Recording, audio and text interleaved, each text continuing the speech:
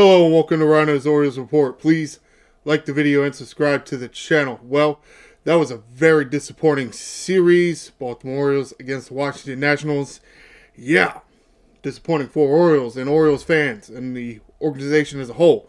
That's all they could muster. One damn game. Again. Yeah,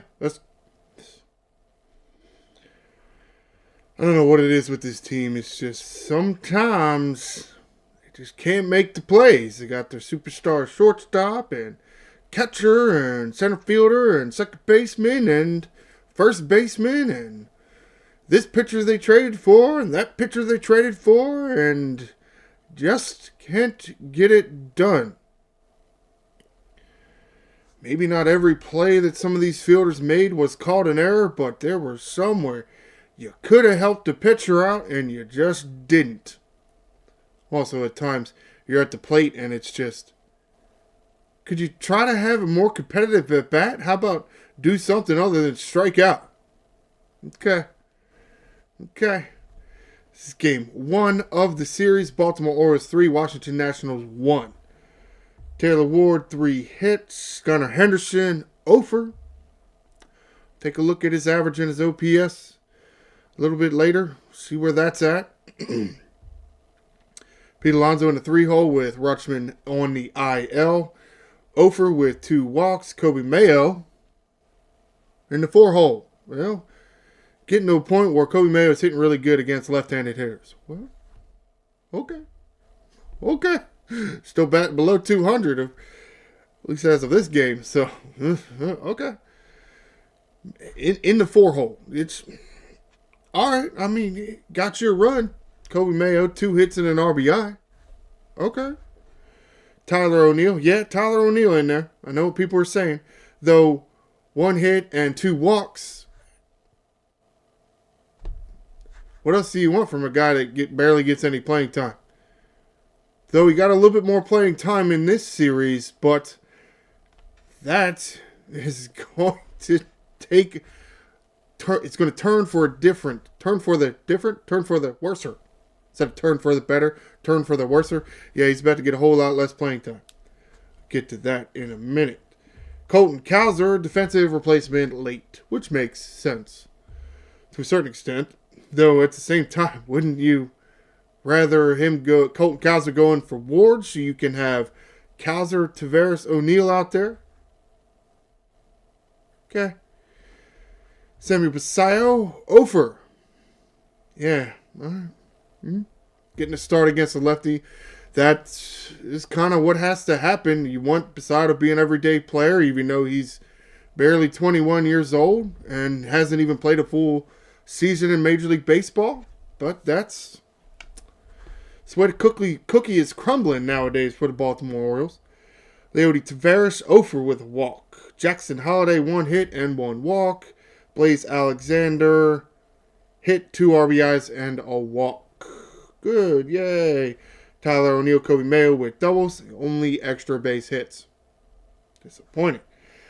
Caught stealing by Leody Tavares. Good job. Field throwing error by Gunnar Henderson. What else is new?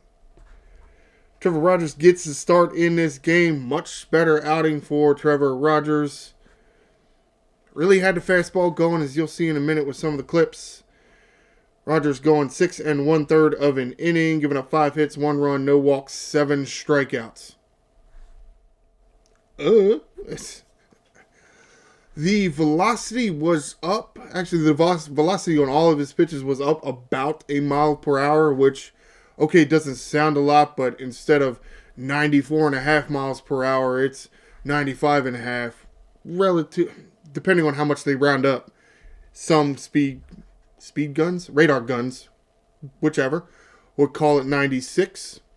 Though at the same time, his changeup was also hitting one up at 89, which I don't know how that works. It works out for Trevor Rogers for the most part, but I usually feel like a changeup is 10 miles an hour slower than your fastball. Otherwise, you're not exactly changing up. If anything, you're speeding up the hitter's bat, which isn't always a good thing. In some cases, you can benefit from that. But, however, I guess Tyler Wells in to finish off the 7th inning, pitching 2/3 of an inning. No hits, no runs, no walks, no strikeouts. Grant Wolfram in for the 8th inning. Really the only lefty in the bullpen that's, what's the word for it? They like to say reverse split and all this goofy terminology. I'm going to use a more basic terminology, is that Grant Wolfram, maybe he doesn't necessarily get lefties out better, but he gets lefties out better than Keegan Aiken has been, which is weird. That's what they talk about, this reverse splits, and where a lefty gets a righty out better than a lefty, which, depending on what pitches he got, Grant Wolfram has a two-seamer, Keegan Aiken does not, so Grant Wolfram can pitch inside to a left-hander a lot better than Keegan Aiken, especially with Aiken's arm slot. No hits, no runs, no walks, 2 strikeouts for Wolfram. Ryan Helsley, yay, back at it. About damn time in the home park. Getting his 8th save of the year, which is very low, though he missed. Big chunk of time. Pitching the full 9th inning, no hits, no runs, no walks, 1 strikeout. A few more overturns. It's not a huge number, but it's it's noticeable. All right, so let's get to this. If I didn't remember to mention it, this is MajorLeagueBaseball.com or MLB.com, I guess. Technically, not MajorLeagueBaseball.com, MLB.com. You come into MLB.com, you find your certain day, your certain game, and you have a few options on what page to bring up after that. You have an option for a wrap, which will be this here, but then you can also choose between the more generic box score and then the video department of the video section, I guess, of this game day wrap sort of deal. And you get a bunch of clips and also a condensed game, which is what I like to go with. Just so I don't have to keep opening this clip and opening that clip. I can just press the button and kind of start talking. Now, I don't know why the video is trash, but the video is trash. It should be a lot clearer than it is. Don't actually know why it hasn't rendered or refreshed or whatever the computer term is for it, but it annoys me. There's not exactly anything I can do about it, or that I know that I can do about this. But we'll just let this go. That was Rogers getting out of the 1st inning. This is Mr. whatever your name is, pitcher. I don't know who you is. Alvarez. Mr. Alvarez for the Washington Nationals pitching. A few notes. This whole, what's the word, where MASNsports.com kind of changed the way they did their little scoreboard thing, and now I have to change my whole process. It's still changing. What I have started to do here is try to make notes on each game, things that I want to say. So there's that. Now I won't just stick to the notes. It's more things I do want to point out, but there are other things to talk about. I don't want to scroll. I want to scroll this. There we go. Okay. Whew. There are other things that I will talk about. It's just the notes are kind of key points that I think exist in this game. And I'll attempt that in the future I will say them relatively early and then get to them in more detail later on in my video. So what I got here, a bad throw by Tavares in the 4th. Also, Leody Tavares. James Wood also gets thrown out in the 4th. Somewhat different play, but it is what that is. I'm sorry, because sometimes I miss things and then I write them at the bottom. Yeah, there was a Gunnar Henderson throwing error in the 3rd inning was erased by a double play. You'll see that because I definitely remember the double play being in here. It's a fairly nifty double play turned by Gunnar Henderson and Jackson Holliday. It's nice to see those two back in there somewhat regularly, but shouldn't have been a need for a double play. This is it here. Yeah, I mean, that's a very nice double play. Now, the man that Gunnar Henderson throws out at second, he reached because of a Gunnar Henderson error. Why that wasn't in the clip, I don't know, but it wasn't. All right, moving on to some of the other notes. The Tavares bad throw, the Wood out at home plate in the fourth, which should be the top of the fourth inning. This is still the bottom of the third here in the video. Alexander and hit in the bottom of the fourth inning. Alexander's hit, which was a clutch hit, and then a couple batters later, there's Blaze Alexander getting thrown out at third base, making the third out at third base, and this is the hit here by Alexander. No, I'm sorry, that's my fault. I didn't look at the video and see where we were at. Because who knew that Blaze Alexander would hit in the bottom of the third and then also hit in the bottom of the fourth? Yeah, you were doing that good, apparently. Of course, you get out of the bottom of the third, you ain't got no runs. How you bat almost all the way around. Yeah, but you do. But you do. Yeah, there's the James Wood double. Tyler O'Neill throws it in.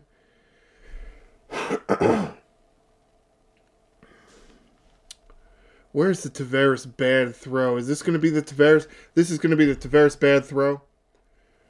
James Wood got kind of caught in no man's land over there. Do I run? Is he going to catch it? Tavares had a shot to get him at third, but had a bad throw. And also, to a certain extent, yeah, Jackson Holliday barely makes that catch.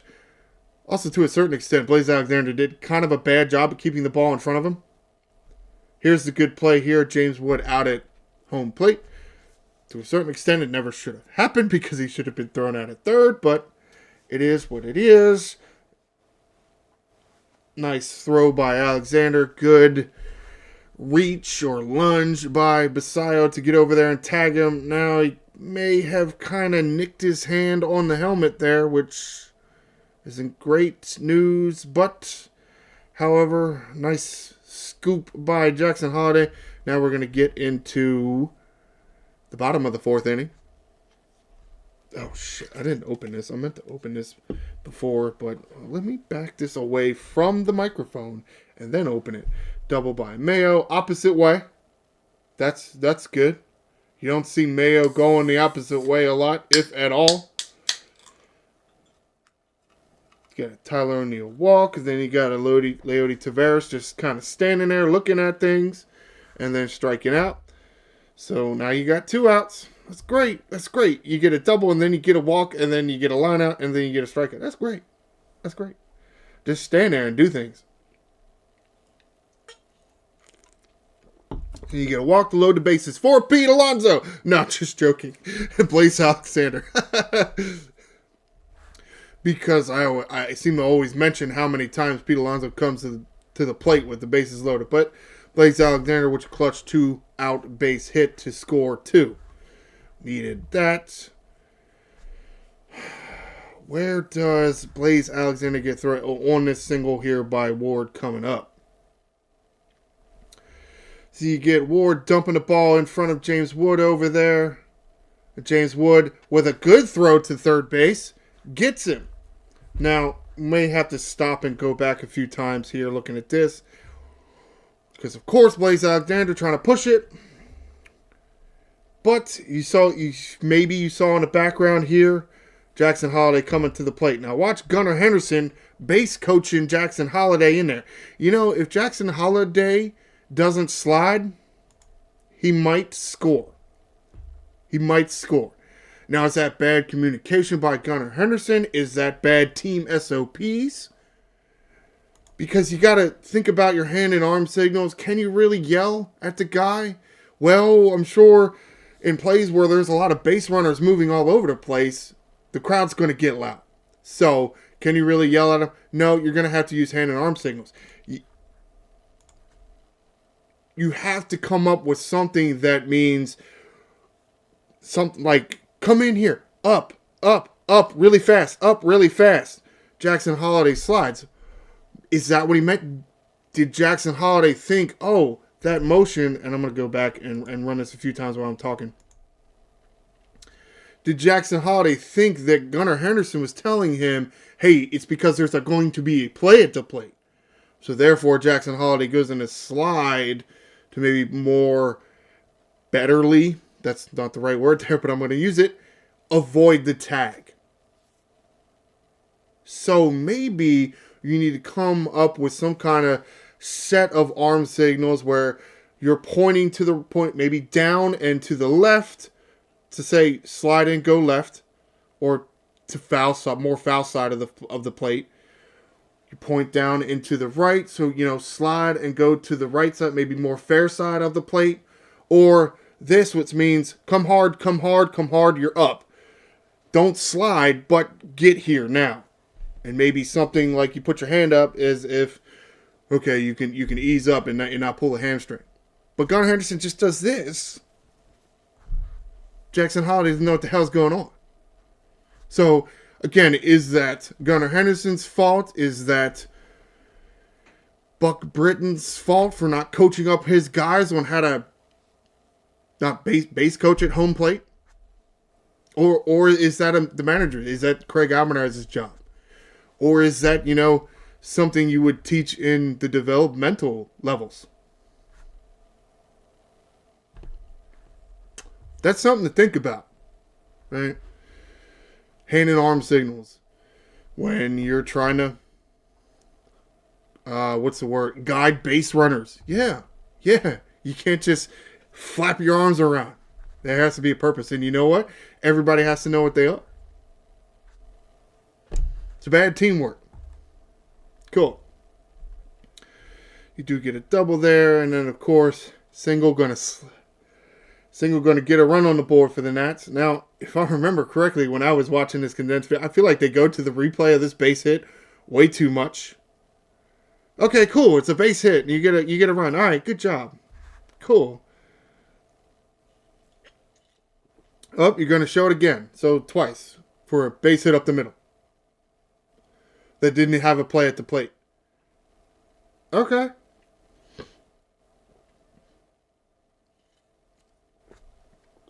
Three times. Three times? Why would you have this in here 3 times, but you didn't have the Gunnar Henderson error in there once? That's odd. That's odd to me. But MLB.com, you can do whatever you want, I guess. It's fine. Yeah, I think for the most part, that is all the notes that I had. And you can see even the condensed game is fast forwarding a bit because there's not... Yeah, taking a look at that. Trevor Rogers getting a bunch of strikeouts. There was in the 5th, but then here in the 6th. Fast forward all the way to the J.J. Abrams. Does Trevor Rogers forget how many outs there are? As he walks off the way, I mean, he does kind of fall off that way, so he just kind of strolls. He's like, oh, that was 3 outs. Happens, I guess.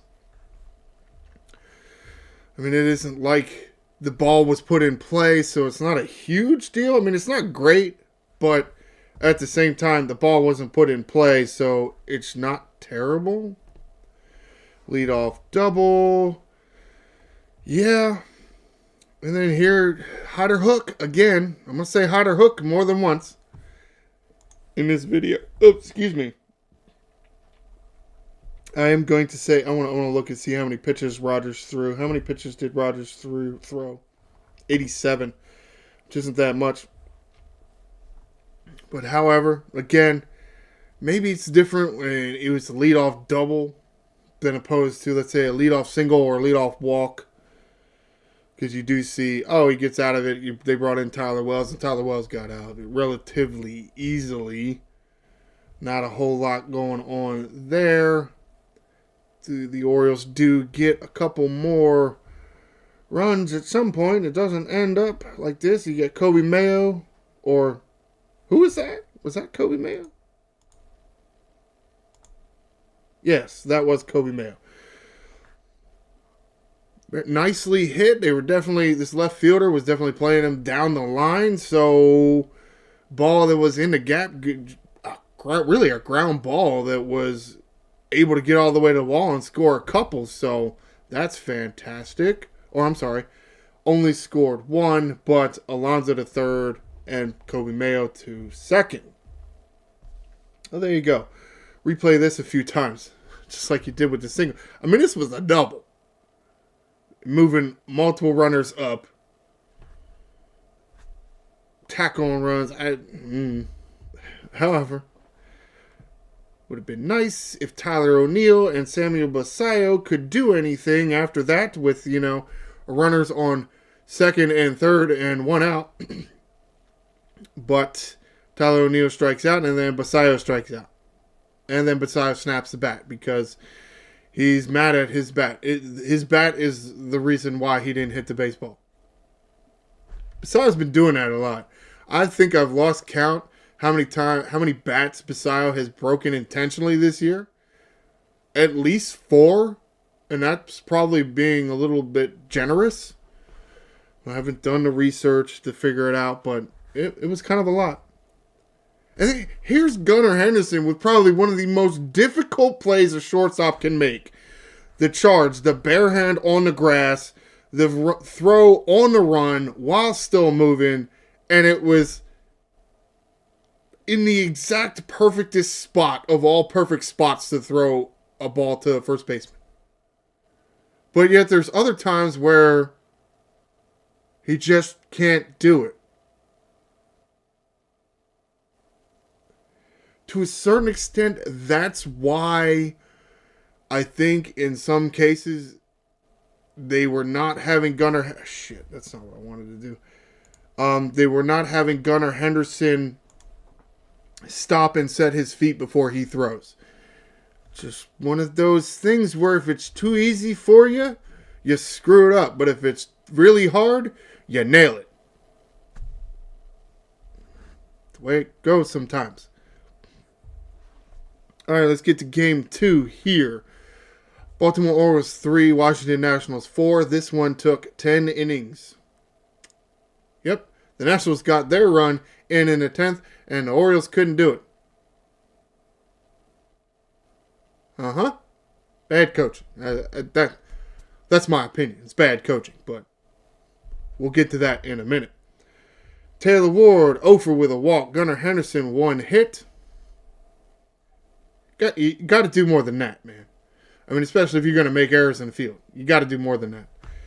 Pete Alonso hit, RBI, and a walk. Kobe Mayo, 0 with a walk. Sammy Basallo, pinch hitting late. Maybe not necessarily late, but because Basallo does end up getting 2 at-bats.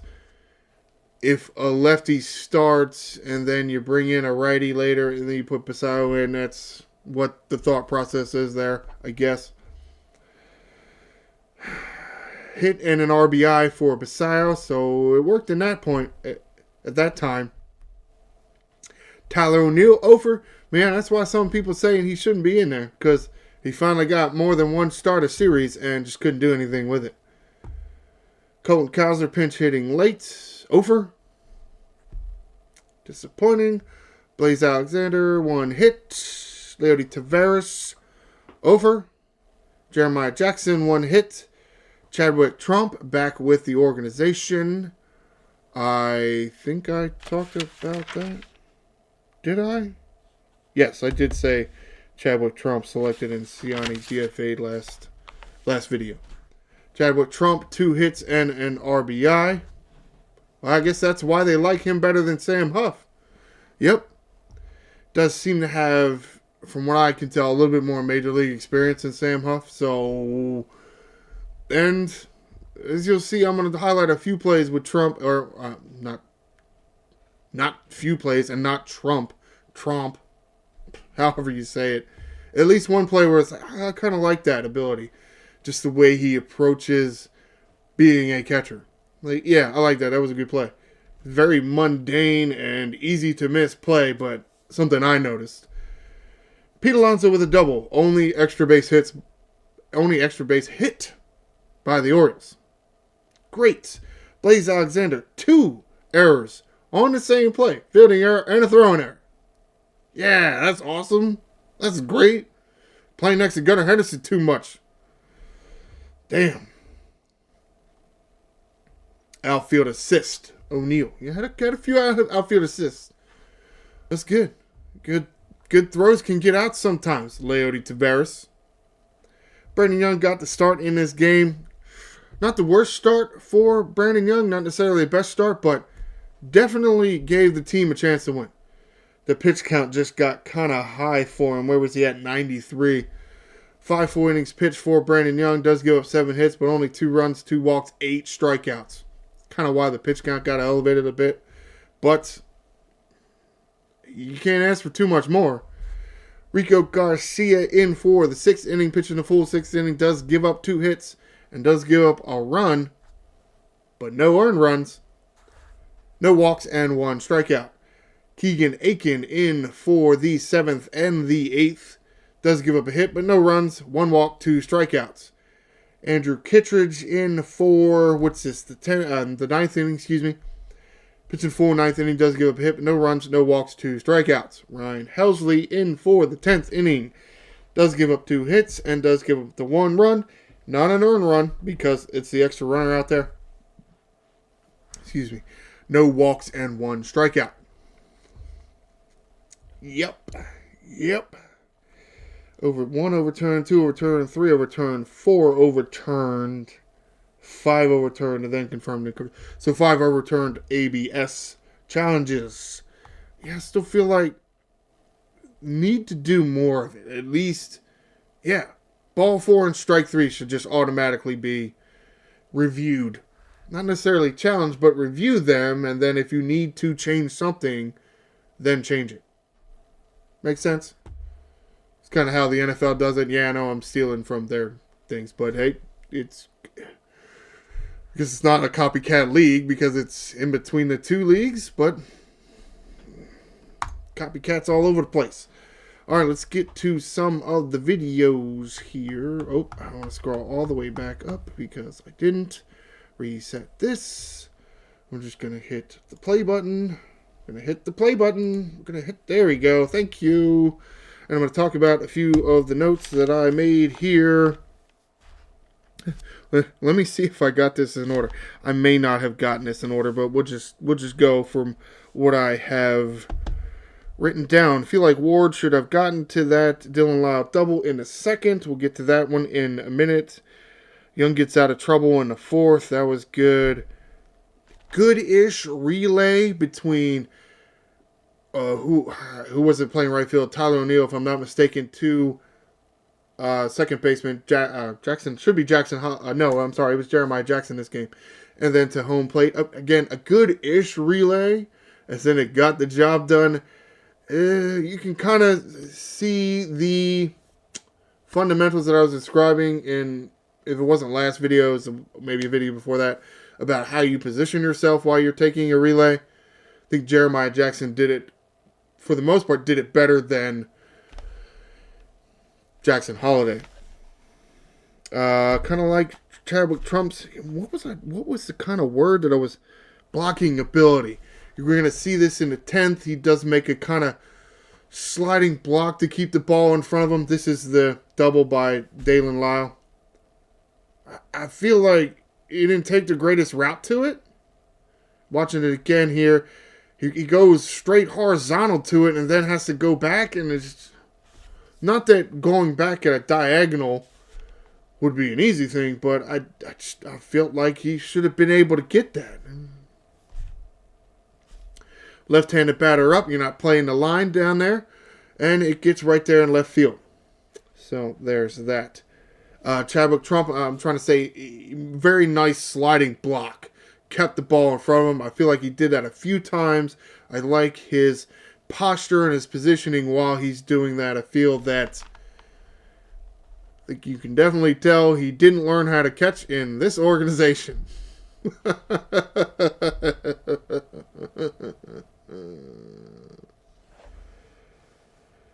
contact play in the bottom of the 10th inning. Yeah, I'm gonna crush him on that one. Didn't like that at all. But we'll get to that a bit later. Yeah, this Griffin man, he was slinging it. Yeah, you get an error here trying to turn a double play, or maybe it's not necessarily an error because you never assumed that double play. Though I feel like you would have had to call that an error because it allows the base runner to move up. You did call it an error because you allowed the base runner to take an extra base. We get Chadwick Trump here with the single, and thanks to that, bam, Orioles are able to get a run. Chadwick Trump. Yeah. We'll see now. I feel that Sam Huff was kind of doing the same thing his first couple at bats. So we'll see as the weeks go on if he's still up here, if the Orioles stick with 3 catchers. If Trump is still able to handle himself at the plate. Moving on. Not much happening in the third. A few walks, a single, but Young gets out of it. And then you get a whole bunch of strikeouts here in the third. That's great. Henderson, Alonso, Mayo. Well, Mayo you kind of get. Of course, if you swing at that ball, it's going to go 20 miles. Here is Brandon Young going to be getting into trouble here in the fourth.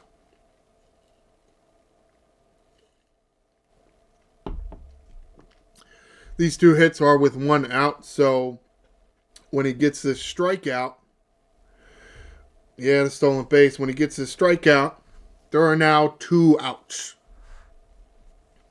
Again, you allow the back-to-back singles, you allow this stolen base, but then, bam, you get James Wood, not James Woods. James Wood with 2 runners in scoring position, which is, you got to do. Be able to do it. But then, gotcha in the 5th inning.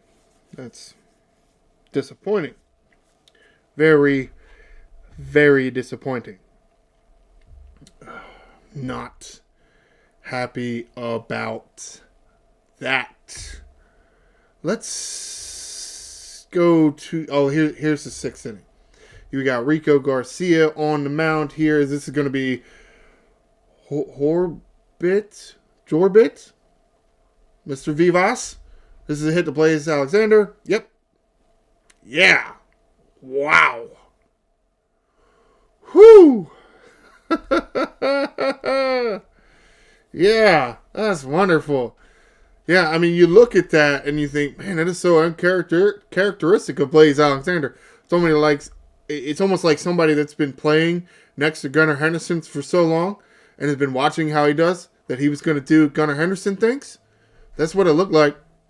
Because honestly, with a relatively fast runner, as soon as that thing kicks out of your glove, you got to eat it. You just got to. Yeah, Vivas, relatively fast. Nunez is the real speedster out there. Yep. I mean, I don't know about this positioning here. I get it that it's a lefty, but again, you're pitching him away. I just feel like they got to stop doing that. There was one block there. Yes. I mean, is that something that Trump does? He doesn't necessarily try to catch it, because catching with the catcher's mitt, at least, a thrown ball or even a fielded ball, is a little more difficult than, let's say, a regular glove. So is he just trying to block it and then keep it in front of him, keep it within arm's reach? So if a runner does try to move up, then he's ready. Here's the relay. Got him. It's nice. We're going to see the replay at least once or twice. Nope, damn it. I was trying to pause it so I can show you, see if we can see Jeremiah Jackson's positioning when he's taking this relay. All right, so you see Jeremiah Jackson here. And maybe you can decide how he's lined up. Does he have his back to the right field foul line, or is his shoulders not parallel, perpendicular to the foul line? To me, this looks more like his back is to the foul line. More like his shoulders are parallel with the foul line versus perpendicular. Because this is how you're supposed to take a relay throw. Yes, not the greatest throw to get to him because he does have to kind of jump, but to a certain extent, that can help you because you do see the kind of there's that momentum shift to get a little bit more on the throw. That is one reason why you want to go sideways. Again, parallel with the foul line instead of perpendicular to it. Something too many Jacksons on this team too. Jackson Holiday didn't do well, but Jeremiah Jackson, I say, did well. Now, how much longer is Jeremiah Jackson going to be on this roster? Spoiler alert. Yeah, that's the one they send away. The guy that I'm saying had good fundamentals, fielding. That's who you send away.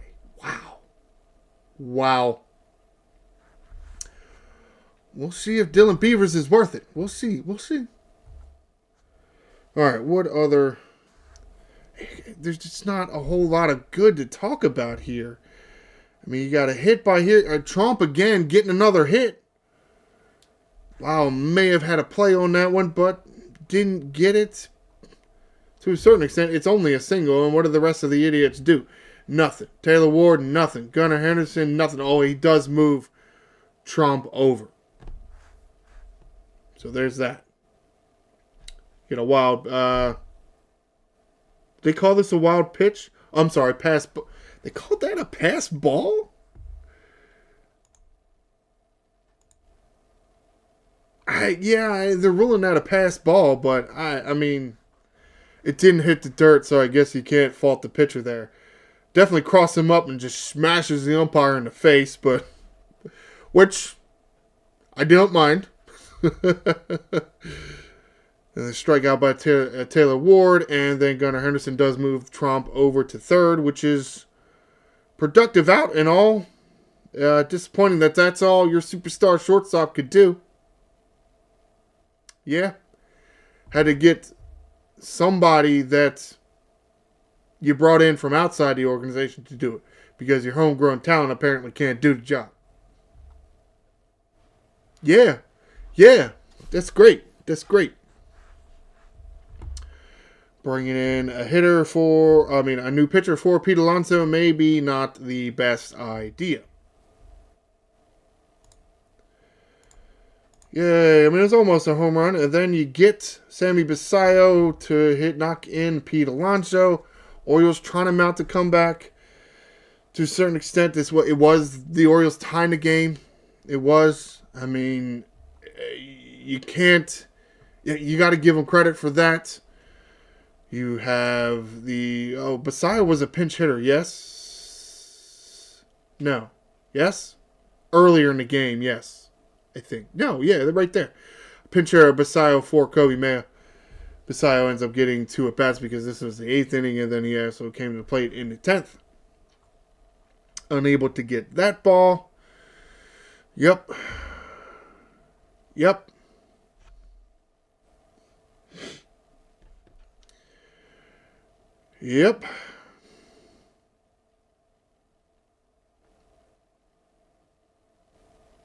I'm just thinking about other things. This team, man. Just... Sometimes it looks like they got it going, and then other times it just looks like they don't got it going. I don't need to see that. And that's the 10th inning. Oh, did I miss the national scoring in the 10th? Oh, I did. I wasn't paying attention. That hit right there. That was... Yeah, I mean, it's a hit with the runner on second base. And spacing out there for a minute. Misplaced by Pete Alonso. Watch Trump here. right? Instead of trying to field that on the bounce, not the greatest throw to him, he kind of makes a slide over and keeps the ball in front of him. I like it. I like it. If that ball gets by him, now you got a runner on second. Not that it would have scored, they would have needed another hit or whatever. But I still like that play compared to what Basayo would have done. Stabbed at it. Trump, down on both knees, keeping that ball in front of him. Good. Yeah, I like it. That's yeah. 10th inning here. Yeah, it's okay. You get the runner over to third. So you got a runner on third with one out. And this is what I'm talking about with the contact play. This is what I'm talking about with the contact. You see, that's Taylor Ward at the plate. Okay, one out. And you know who's behind Taylor Ward? Gunnar Henderson. Why is this contact play on? Why? You got Taylor Ward. Okay, now here with one out in the 10th inning. You got and you need to get this time running because otherwise you lose. You got Taylor Ward, then Gunnar Henderson. If either one of those guys get on, Pete Alonso. And if any two of those three guys get on, then Sammy Basayo. Why do you have a contact play on with one out? Why? Why do you have a contact play on? The infield's drawn it. Why?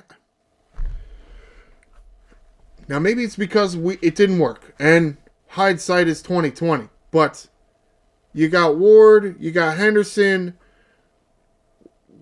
Why are you pushing the issue that much? If Ward's not going to get you a base hit, if Gunnar Henderson's not going to get you a base hit, then who the hell else is? Very few people. You got the right guys at the plate. You really do. Don't push the issue because they draw the infield in, and if the infielders get the ball, they're going to throw it, and they're going to throw the dude out because that's what happens. Game's over at this point. Game's over. You had your shot to get your tying run in, and you're like, oh, contact play, go on a ground ball. Why?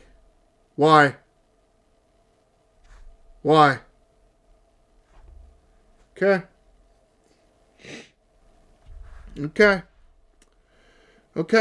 Maybe that's why you don't do it. Now,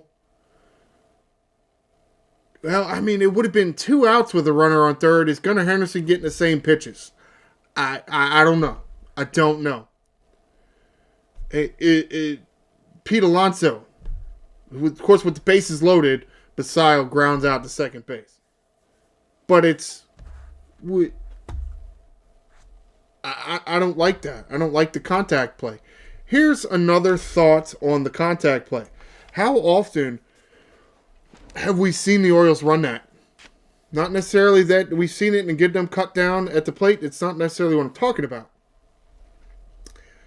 How often do we think, or I guess have seen, that the Orioles are in a contact play in a situation like that? I feel like it's all the time. Is that beneficial to you? Because then I feel like the opposing fielders know this. If you don't deviate, if you don't change it up, if you don't throw them a curveball, puns intended, then they're always going to plan on snagging the ball on the ground and throwing to home plate. Is there some benefit to you as an Orioles organization to not always go with the contact play in that situation? I feel like there would be. The mystery would benefit you because the defense doesn't know what you're running out there. Are you going on contact? Are you going to wait for it to get through? They don't know. So they're going to have to field the ball and then check to see where the runner is. Isn't that a good thing? I mean, every once in a while, right? Change it up. Does that help certain runners? Like, say if it's Gunnar Henderson. Say if it's Jackson Holliday or Colton Cowser. If they hit that ball like that, does it now make it a little easier for them to maybe be safe at first? Does it, CJ Abrams, if the contact play is off, does he catch the ball, looking at third base, he's checking the runner, looking at the runner, oh, now I gotta hurry up to first base because it's Gunnar Henderson. Does he throw the ball away? It's possible. Gunnar Henderson does it, right? And if he's just as good as any other shortstop out there, then you can expect every other shortstop to do that every once in a while. And therefore, by not running on contact, you can get your tire and run right there. It's possible. So maybe don't run the contact play all the time. All right, moving on. Next game. Yeah. Baltimore Orioles 4, Washington Nationals 6. Taylor Ward over with a walk. Gunnar Henderson over. Yep. Adley Rutschman back in the lineup. Hit and a walk. Pete Alonso down the 4-hole. Hit and 2 RBIs. Basayo playing first base because you gave Alonso a DH day. Over for Basayo. Blaze Alexander pinch hitting late. Over 1. Dylan Beavers, yep, back with the club. Over with a walk. Tyler O'Neill pinch hitting late. Over. Okay. However. Kobe Mayo, over with a walk. With Blaze Alexander pinch hitting for Samuel Basayo. You would have Blaze Alexander at first and Kobe Mayo at third, so you flip them later in the game. Colton Cowser, 2 hits. Leody Taveras pinch hitting late. Okay. Jackson Holiday hit and 2 RBIs. Now averages. Gunnar Henderson, 221. Colton Cowser, 235. Colton Cowser has a higher batting average than Gunnar Henderson. Huh. Okay. 701 OPS for Gunnar Henderson. 704 OPS for Colton Cowser. Wow. Okay.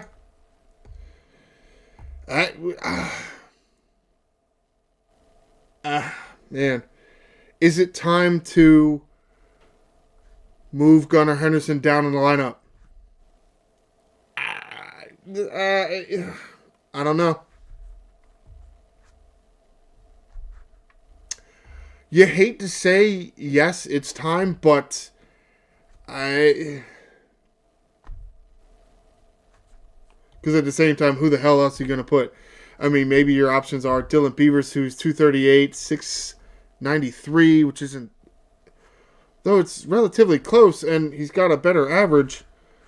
Maybe Cowser, but does Cowser end up hitting differently because of that? Taveras, his OPS is lower, but his average is higher. He's a switch hitter. Then you would have back-to-back switch hitters, which isn't the greatest idea, but it may be time to change something. It may be. Home runs, Alonso and Holiday with home runs, the only 2 extra base hits. Stolen base by Cowser. Fielding error by Kobe Mayo. Throwing error by Kobe Mayo. Another outfield assist, this time by Cowser.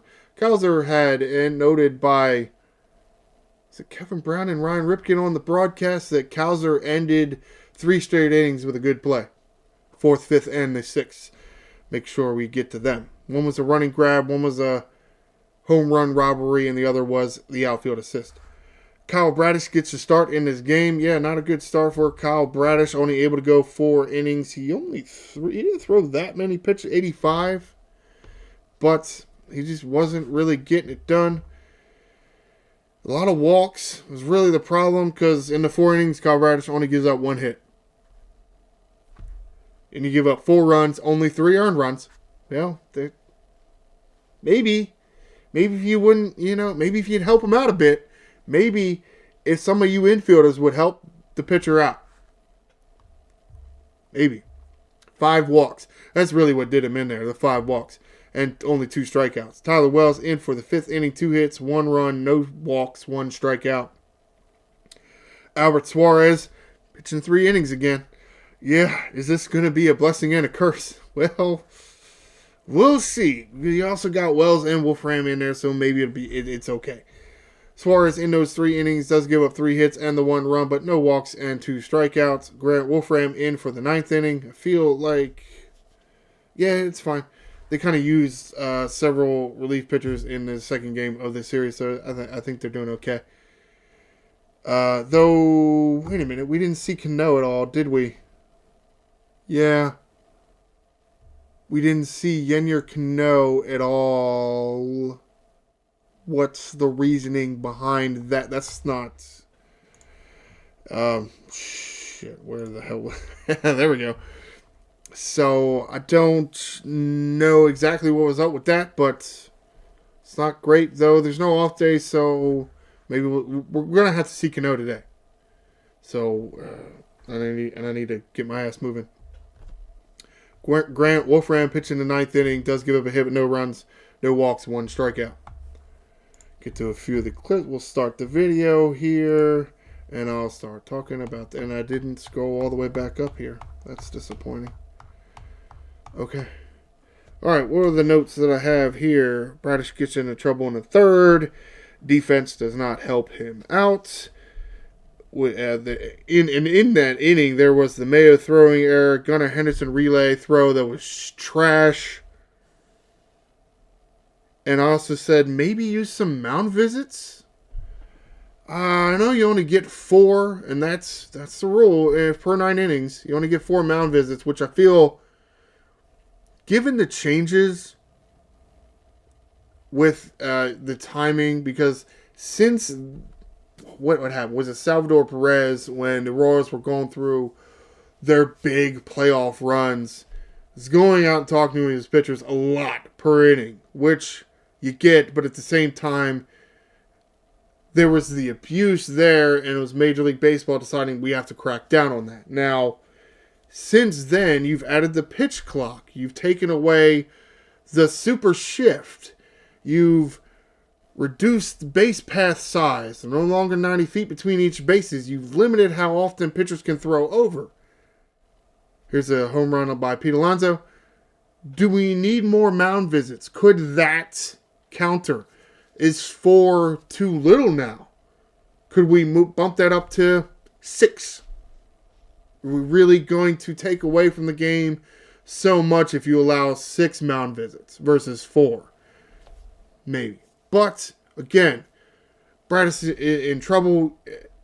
If anything, I say, well, I think you're only allowed 1. Which, again, the pitch clock, the limiting how many times you can throw over, the no over shifts. You got to do something for pitchers. You take away mound visits. You reduce the amount of over shifts. You bring in the pitch clock. Here's the 3rd, and here's Bradish getting into trouble, so I want to back this up a bit. Or maybe I'll back it up when I see one of the plays, either the Mayo throw, which I may have missed, or the Gunnar Henderson relay, this might be the Gunnar Henderson relay. Yeah, that was the Gunnar Henderson relay. This is a Comey Mayo. Could get out of the inning. Could have gotten out of the inning, but didn't. Yeah, I want to go back. I want you to see this Gunnar Henderson throw. Here's the throw. Holy shit. From your superstar, your stud shortstop. Wow. What was he, 30 feet away from home plate? What the hell? Maybe. Let's go look at it. Look at it again. Where was his back in relation to home plate? Or the foul line? Before. Let's see. Yeah, I mentioned the dive by Ward as well. The defense not helping him out, because if Ward doesn't dive, does James Wood come all the way around to score? Here, I paused it. We can clearly see Gunnar Henderson's back. Gunnar Henderson's shoulders are perpendicular to the foul line. And where does this ball go? About 30 feet away from home plate, maybe 20 feet. You tell me. But that was not the right way to play that. That was not the right way. Between Ward's slide, between Henderson's and his lining up for the relay throw, to his throw being trash. Fundamentals. This is shit I learned when I was 6 years old. Okay, I didn't make it to Major League Baseball. Well, I'm fatter, so I'm not as athletic. But I know what the fundamentals of baseball are. You don't, apparently. Mr. I want Scott Boras as my agent. I mean, at some point, Scott Boras, you got to get rid of this guy because he's not getting $30 million a year. He sure as hell shouldn't be getting it from the Baltimore Orioles. Not from what I see him play. No way. Again, defense got to help you out. I mean, especially if the pitcher's in trouble, right? You got to get your pitcher out of the jam. You got to help. Oh, it's something I mentioned. The hot or hook.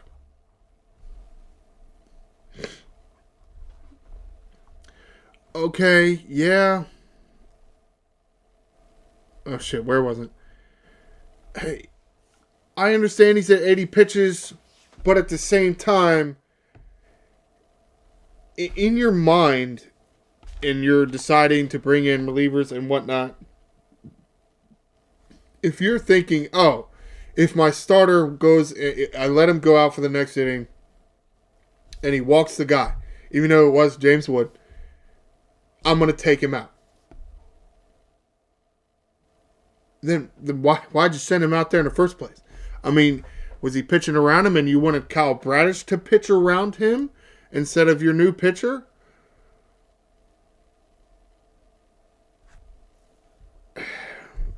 Kyle Bradish could have done this.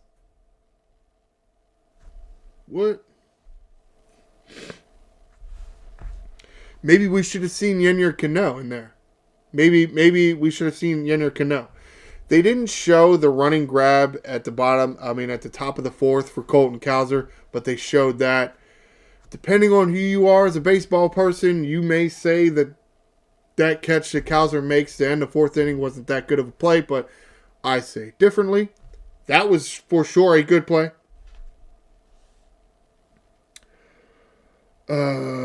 Yeah, that's all my notes. You got Cowser going the other way with the ball. How about that? Oh, he does catch it. Or no, they say he trapped it. I mean, is this a tumbling changeup away?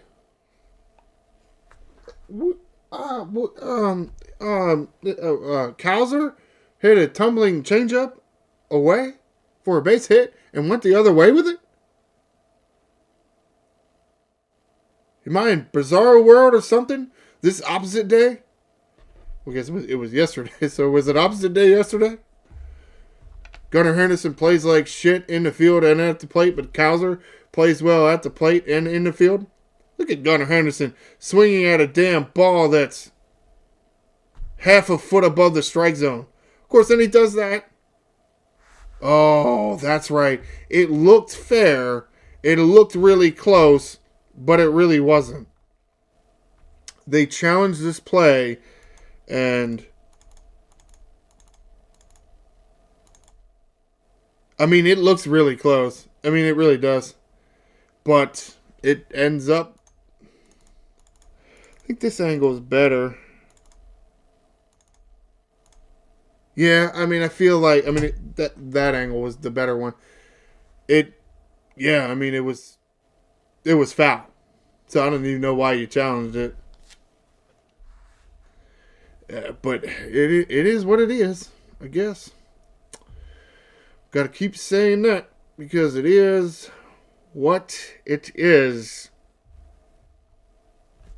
Right here, coming up to end the top of the sixth. This is the play here by Cowser. Wow. Now, it's not the greatest as in most accurate on-line throw, but it was exactly where it needed to be. Oh, shit. Oh, no. Yeah. But the bullpen just could not stop giving up runs. They just could not give up. I don't know what umpire doesn't call that a home run. I mean, it was clearly a home run. I mean, clearly. That is clearly a home run. I mean, the only way you don't call that a home run is if you have absolutely no idea what the ground rules at Camden Yards are. Which I guess is possible, though aren't you as an umpire supposed to know those rules? Yeah. Yeah, you're supposed to know those. But it's okay. You don't have to know the rules. That's fine. Alright, I don't need to see that replay a million damn times. Let's get to, the game here. We're going to have Colton Cowser. No, that's Beavers striking out. Glad he's back. And then Mayo striking out. I'm telling you, I don't understand why Beavers is here. Really don't. You get Cowser getting another hit. Yeah, Cowser hitting better than Gunnar Henderson. That's not a good thing.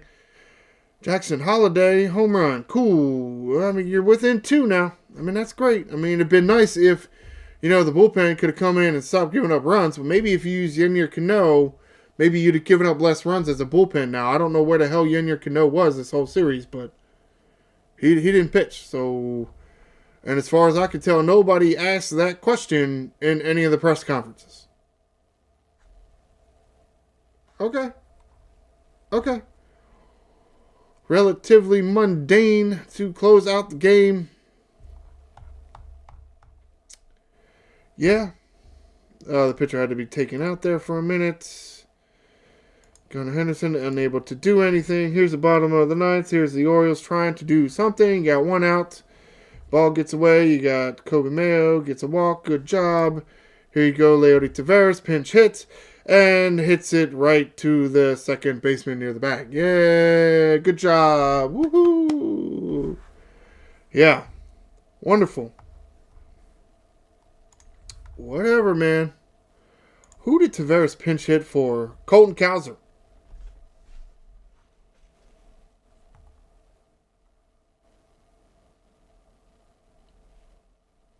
Cowser was 2 for 3. Cowser was 2 for 3. He had more hits than anybody else in this lineup because you see Rutschman with 1, Alonso with 1 in 4 plate appearances. Jackson Holiday, 1 in 3 plate appearances. Colton Cowser with 2 hits and 3 plate appearances, and he's the one you pinch hit for.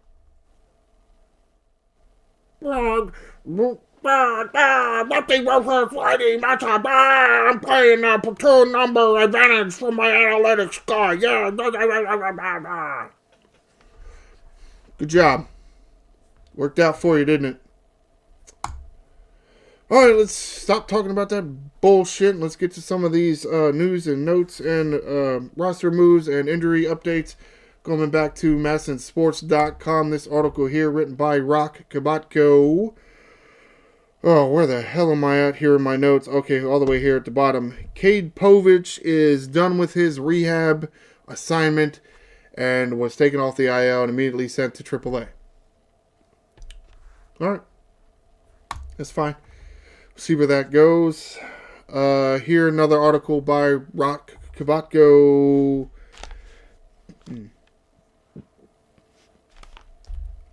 Mike Elias, we're getting some injury updates from Mike Elias through Rock Kabatko here. Felix Bautista throwing very well, or just throwing well.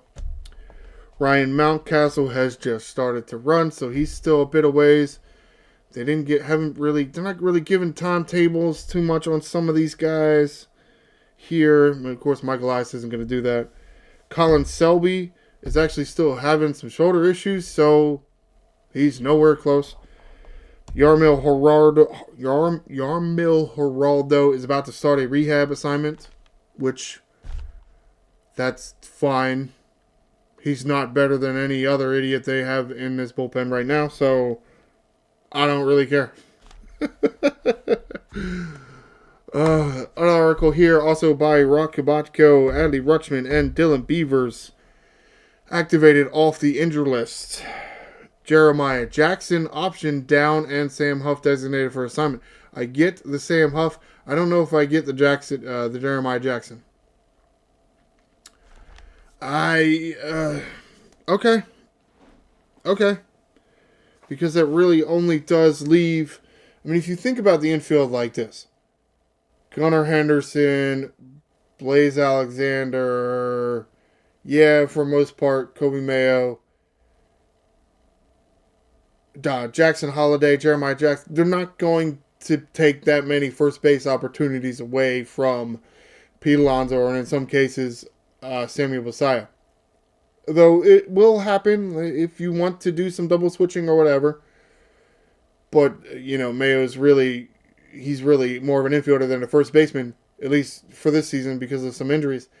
So it's really, 4 guys now fighting for 3 positions? Because you got Mayo, Alexander, Henderson, Jackson Holiday. But in the outfield now, you have 5 guys fighting for 3 positions. If you had, let's say, kept Jeremiah Jackson and not brought Dylan Beavers back, you would have 4 guys fighting for 3 spots in the outfield. You'd have 4 guys fighting for 3 spots in the infield. And then Blaze Alexander that could get some playing time in both.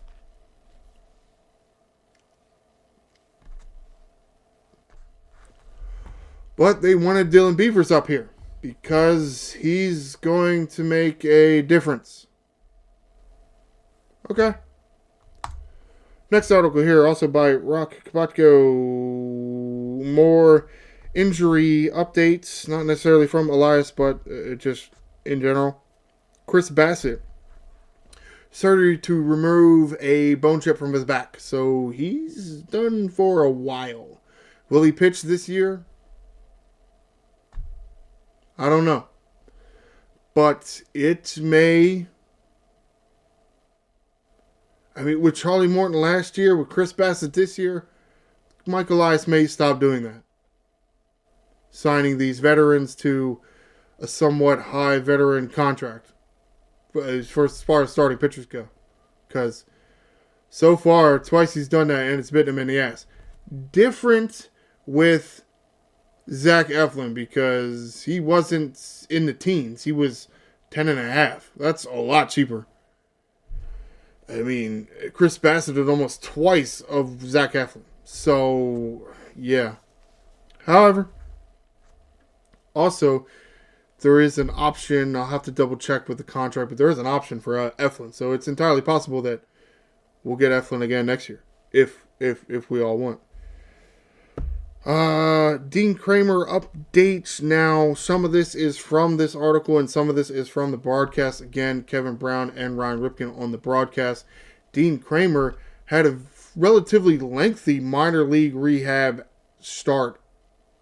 His last time, which was somewhere between Thursday and Saturday. I can't exactly remember when it was, but I'm talking like 5-6 innings. That just doesn't happen for minor league starting pitchers often, and it sure as hell does not happen for rehab starts. So, does that mean anything? Well, as of right now, Wednesday's starting pitcher is TBD or TBA or TBD. Who the hell's lining up? Is it Boz tonight and then Trey Gibson? Again, tentative schedule planned.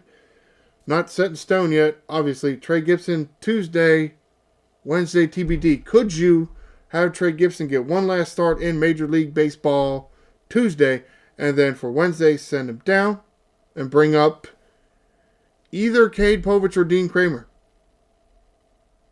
Sounds like a good plan to me. I bet you that's what happens.